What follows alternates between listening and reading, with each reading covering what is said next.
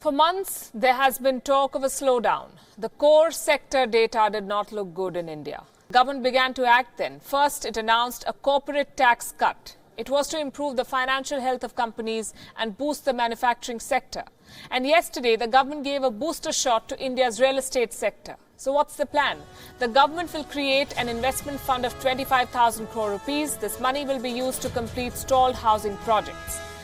And actually, if you look at it, yesterday's announcement was nothing new. It was an improvement on the $1.4 billion corpus that the finance minister announced 2 months ago.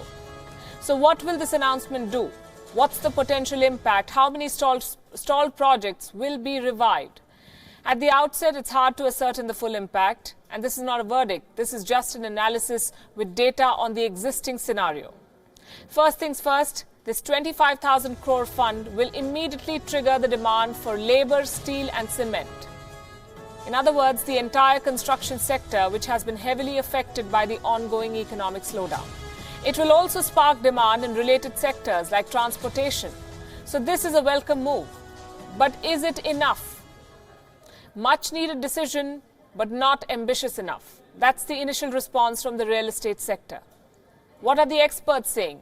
$63 billion worth of housing projects in India are stalled due to lack of funds. 63 billion.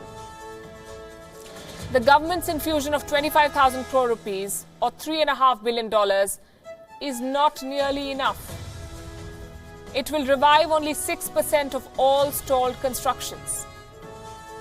So it's a small step, but a step in the right direction. The whole sector was in crisis. And this step will revive the property market, we are told.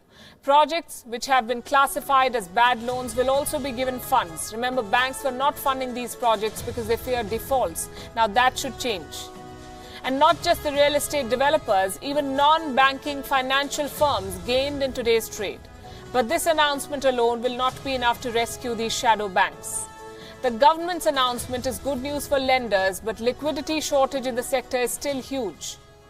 So what's the macro impact? And here it is absolutely important to understand that India is likely to miss its fiscal deficit target.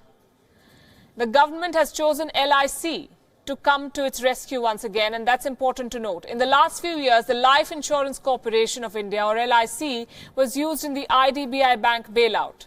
The LIC's financial health is solid, and the projects are net positive.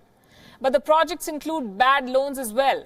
This is a case of a glass either half full or half empty. The question still remains, at what point do we stop using LIC as Man Friday?